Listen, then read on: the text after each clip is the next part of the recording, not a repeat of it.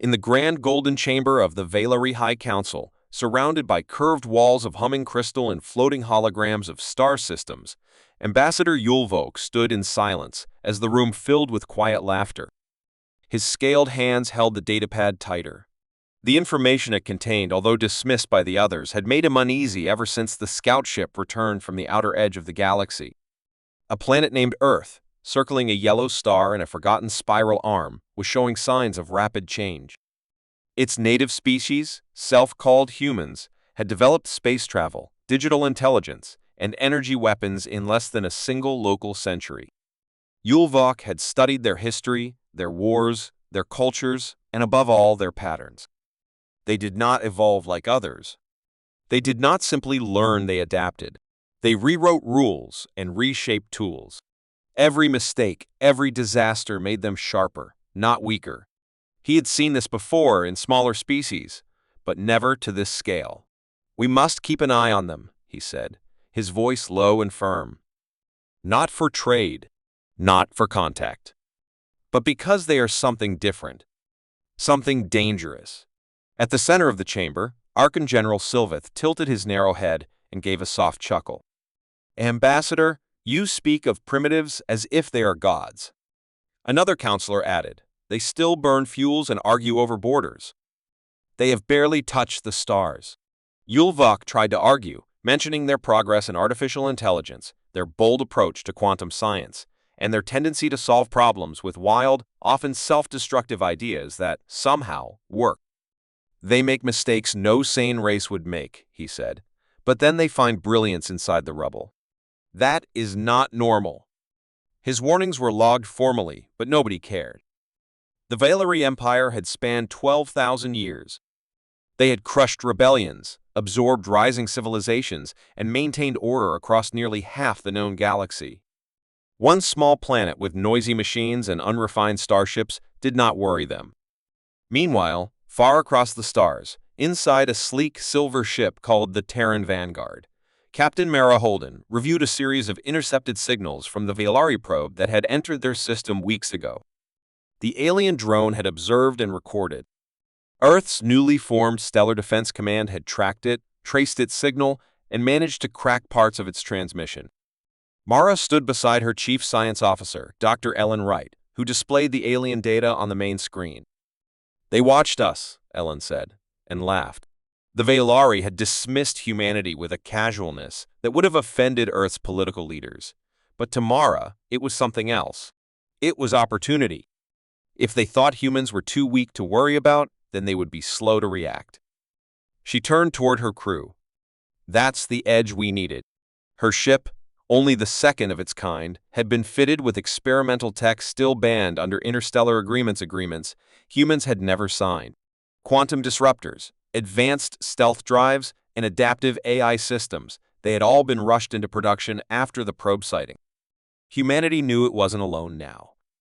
They also knew they weren't liked. Mara ordered a course set toward the outer edge of the system. "If they're coming back, we meet them first." Back in the Empire's capital on Zontaurus, the Council's attention quickly moved on to more pressing matters: negotiations with the Drulkan Mercantile Guild, a dispute over mining rights near the Nabari Rings, and a trade treaty with the soft-shelled Sea Tract. Earth was not mentioned again, except by Yulvok. He continued gathering data, studying every intercepted human broadcast he could access: music, speeches, military tests, even old Earth films. He watched them declare war, mourn their dead, then invent something new the next week. He watched them argue, then unite when threatened. No other species had such chaos in its core, nor such possibility. They learned through conflict, and they improved through pressure. To the Valari, this was madness. To Yulvok, it was a warning in blinking lights. But warnings mean little to those who have never lost. His final report to the Council, labeled with a minor priority code, stated plainly, the humans are not yet a threat. But they will become one. And when they do, we will not understand how they did it. His message was filed away, unread by most. Elsewhere, deep beneath Earth's surface, in a hidden lab in the Andes Mountains, engineers worked in rotating shifts to build the next-generation drive core based on data gleaned from the alien probe. What had taken the Valari centuries, humans were copying in months, not perfectly, but fast enough. One mistake was corrected by another. Every failure became fuel. Mara Holden's ship was set to be the test case. They called it Project Tesseract, though nobody outside the program even knew it existed. Ellen Wright, after running simulations through the neural-linked AI, turned to Mara with a curious expression. "They'll never see us coming," he said. "You're sure?" she asked. "No," Ellen replied. "But that's what makes us dangerous." Above them, the stars remained silent, but far away in the Empire's outer sectors, strange anomalies were beginning to appear. Patrol ships lost contact. Surveillance drones went dark. Small colonies reported flickering transmissions filled with unknown patterns, sometimes sounding like music, other times like language. The Valari dismissed them as solar interference. But in the darkness between stars, ships were moving silent, sleek, and painted black. They bore no flags, no emblems. Only one word written in English across their hulls: observe. The humans were coming not with greetings, but with eyes wide open, watching, learning, and preparing. The edge of the Sol system was silent and cold, filled with floating rocks and icy dust, but that silence broke when the first Valari expedition fleet arrived. 12 sleek ships, each polished like obsidian and humming with ancient power, emerged from hyperspace in a perfect diamond formation. The Empire hadn't sent their strongest; they believed it unnecessary. This was only a warning mission, meant to scan, intimidate, and report. Earth, in their view, was still primitive, still blind to the larger dangers of the galaxy. Their fleet commander, Lord Varen, stood tall on the bridge of his cruiser, confident and calm, reviewing the data as his ships spread across the system. "We shall let them see us," he said, "let them tremble." But as the Valari reached the orbit of Saturn, strange readings appeared on their sensors, short pulses of energy, signals bouncing off their hulls, brief flickers of movement just beyond clear detection. Something or someone was watching. Then, without warning, the trap closed. A Terran strike fleet uncloaked from behind the moons of Saturn, and before the Valari could react, the battle began. Human warships, far smaller in size but built for speed and stealth, surged forward. Their quantum disruptors fired beams that twisted through shields like needles, targeting weak points with terrifying precision. The first Valari ship lost power in seconds, its control core fried by a type of energy the Empire had no name for. The second vessel tried to retreat, but a barrage of guided plasma shells tore through its rear thrusters. Within moments, 3 ships were destroyed, 2 disabled, and the rest scattered. Lord Varen stared at the wreckage in disbelief. "They should not have these weapons," he growled, slamming his hand against the command panel. But the data didn't lie. The humans had reverse-engineered Valari technology and enhanced it. What should have taken generations had been done in months. Worse still, they had improved it in ways the Valari had never thought possible. Their ships operated with strange AI algorithms that adapted mid-battle, predicting enemy movements and adjusting tactics on the fly. They didn't fight like other species. They didn't follow patterns or formation. They were fast, erratic, and far too effective. One Valari commander tried to rally his squadron, but before he could finish his orders, a Terran stealth drone entered through a hull breach and exploded from inside. The Empire had never seen tactics so bold, so reckless, and so successful. The surviving ship sent a distress signal and jumped to hyperspace, retreating with the shame of defeat. Humanity had won the first clash not by strength, but by surprise and speed. On Earth, inside the command center of the Terran Vanguard, Captain Mara Holden stood quietly as the final battle footage played on the screen. Her crew, still catching their breath, watched in silence. A dozen alien ships, once thought invincible, had been brought down. The room filled with a mixture of awe and concern. "We poked the beast," said Commander Rise, arms folded. "They're gonna come back angry." Mara nodded. She knew this was only the beginning. They hadn't destroyed the Empire, only provoked it. The real war would come soon, and it would be bigger than anyone imagined. In the aftermath, engineers, began upgrading Earth's defenses at record speed. Scientists studied the Velari wreckage, finding strange materials and power systems centuries ahead of anything humans had seen. But even more important were the fragments of data left behind. One corrupted file, recovered from a destroyed Velari ship, mentioned a secret program deep in the Empire's core systems, Project Apex. Nobody knew what it meant. Not yet. But it was enough to raise concerns. Ellen Wright, the science officer aboard the Vanguard, began running simulations. Whatever Project Apex is, he told Mara, they're saving it for a real threat. And now we qualify.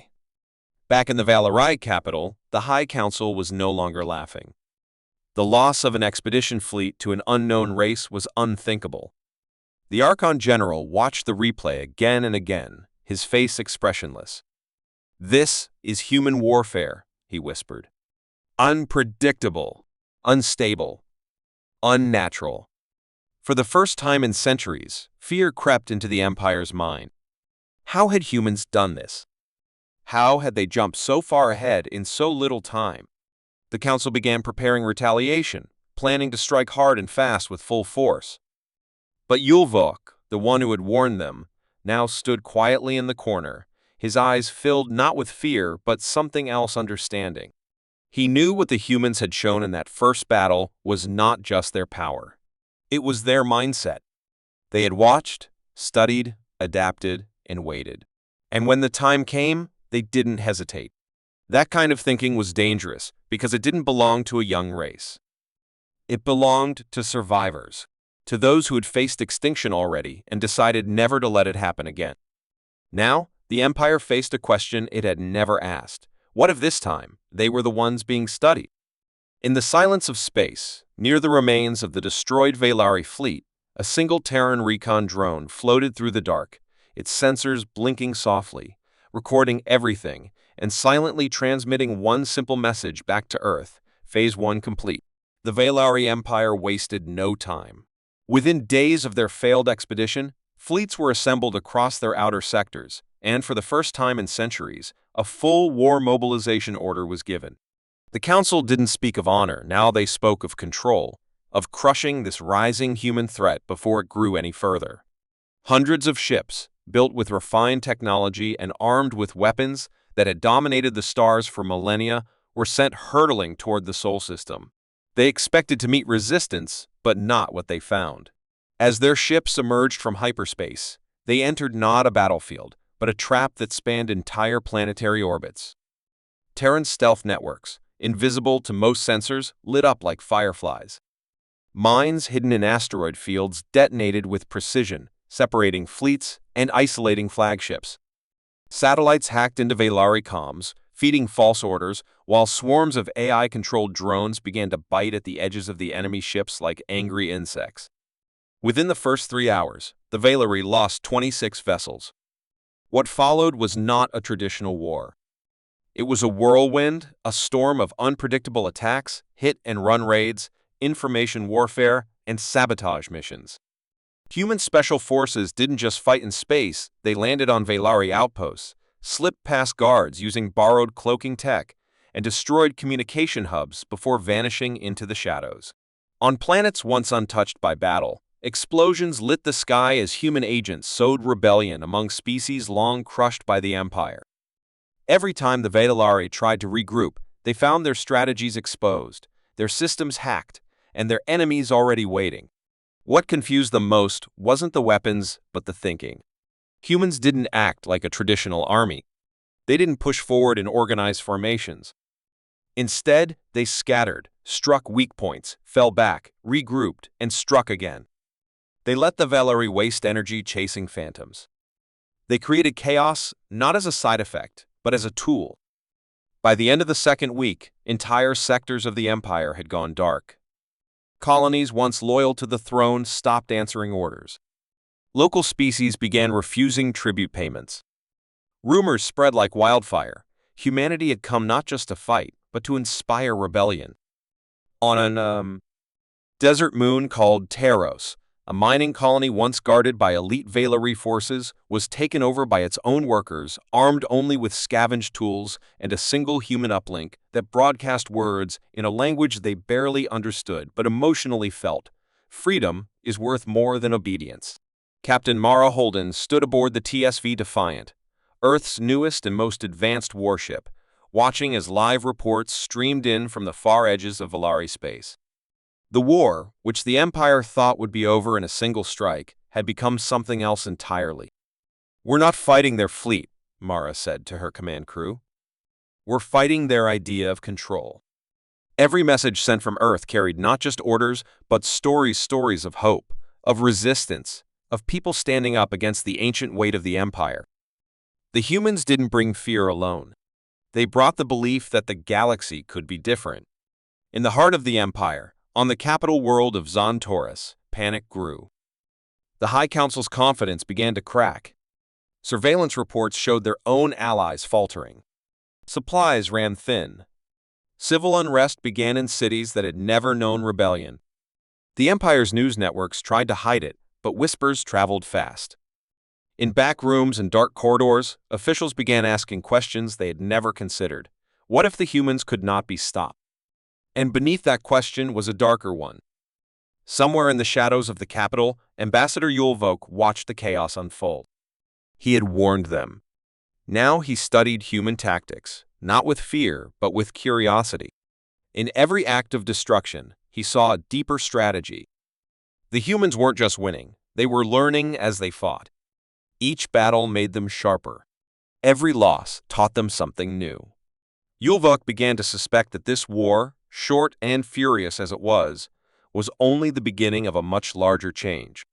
Back near the front lines, a Terran science vessel intercepted encrypted Valari files during a digital raid. Among them was a heavily protected archive marked only as Project Apex.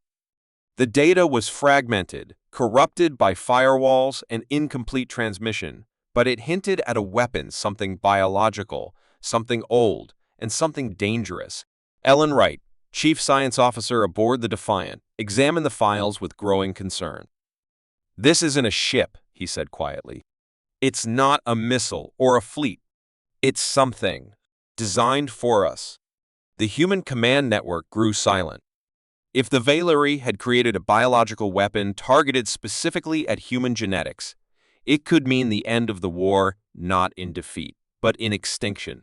Mara Holden stared at the stars beyond the viewport, her face lit by the soft glow of warning lights. "They know they're losing," she said. "So now they're going to break the rules." Back in Valari space, a small courier ship departed from the Empire's research sector, its contents locked behind layers of security, its course set toward one of the outer human colonies. Its purpose was simple: unleash the final answer to the human problem.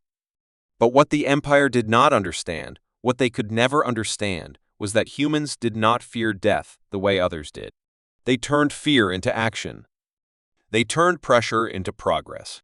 And whatever Project Apex truly was, it would not meet the enemy the Empire expected. The war was far from over, but the balance had already shifted. The Empire had started a war to remind the galaxy of its power. Instead, it reminded the galaxy of its cruelty and gave humanity a reason to fight harder. In just a few weeks, the impossible had happened. The unstoppable force had been stopped. And in its place, something new was rising. Not just a rebellion, not just a threat, but a future. Far beyond the shining cities of the Valari Empire, hidden deep within a red dwarf system that had been erased from star charts long ago, the last and most secret facility of the Empire came alive for the first time in 5 centuries. Beneath the thick metal surface of a dead moon, doors older than any living Valari groaned open, revealing a vault not touched by sunlight in ages. Inside it, surrounded by freezing air and security drones that had stood silent for generations, was the Empire's final weapon, Project Apex. Unlike the fleets and warships, this weapon did not rely on engines or energy cores. It was alive. Grown in biochambers using DNA from extinct predators and enhanced with the genetic patterns of dozens of conquered species, the creature had no name, only a designation, XK-7. It had been built during the Age of Silence, a dark chapter when the Empire nearly lost itself to a galaxy-wide uprising, and it was sealed away under strict laws that even the Archon General had feared to break. But desperation had a way of changing rules. The Council gave its approval with cold faces and trembling voices, and the command was sent, "Wake." The creature stirred, its four glowing eyes blinking for the first time in hundreds of years, its body wrapped in hardened scales that shimmered like metal. It had no loyalty, no emotions, no thoughts beyond destruction. It was bred to destroy intelligent life, and its programming had been rewritten. It now recognized one species as the target: humans. As XK-7 began its journey toward the outer human colonies aboard a massive carrier ship cloaked in black light, Earth's command stations picked up strange movements along the edge of Valerii space. The signals were faint and distorted, almost as if the source was bending space itself. Mara Holden stood at the helm of the TSV Defiant, staring at the display as unreadable energy waves moved across the screen. "This doesn't look like a fleet," Ellen Wright said beside her, eyes narrowed. "This feels like something worse." The signal was like a heartbeat, slow but powerful, and it grew stronger by the hour. Every drone sent to investigate went dark. Every probe turned to static.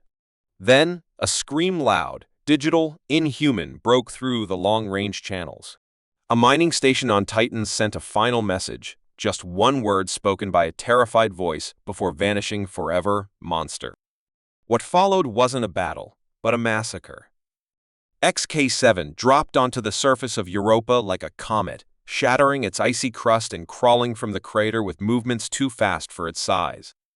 Terran ground forces fought with everything they had, but bullets and plasma barely slowed it down. It adapted, learned, and struck with terrifying speed. Entire bases went dark within hours. The few survivors spoke of a shadow that tore through walls and melted steel.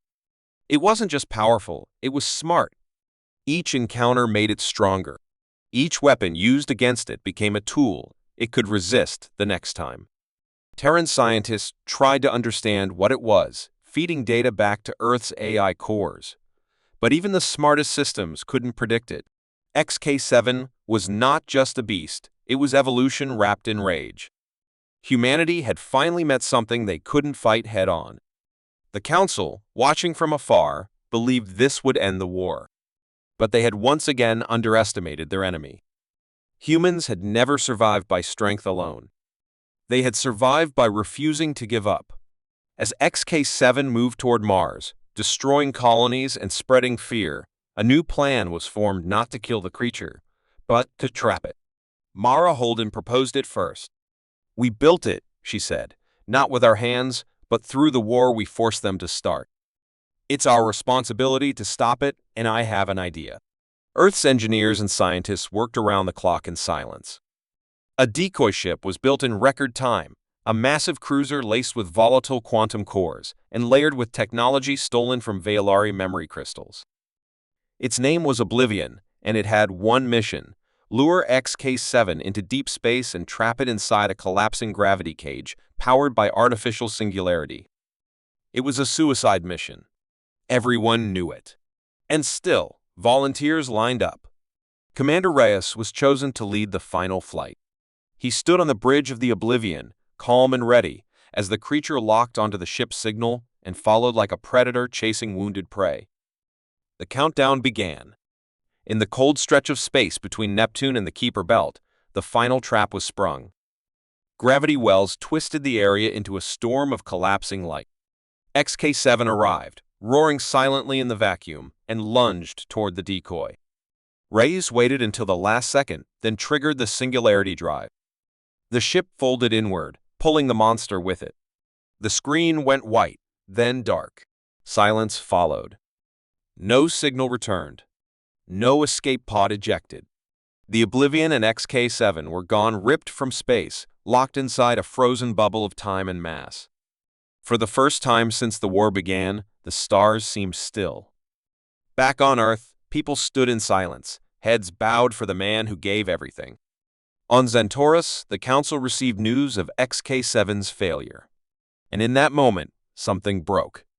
Not a ship, Not a weapon, but the idea that the Valari could control everything. They had sent their last weapon. It had failed. And now, the galaxy began to whisper that the age of the Empire was ending, not with fire, but with a quiet refusal to bow. The silence after Project Apex's failure was unlike anything the Valari Empire had known before. Their last weapon, the creature bred in secret, designed to end humanity in a single sweep, had vanished into a pocket of distorted space with no return.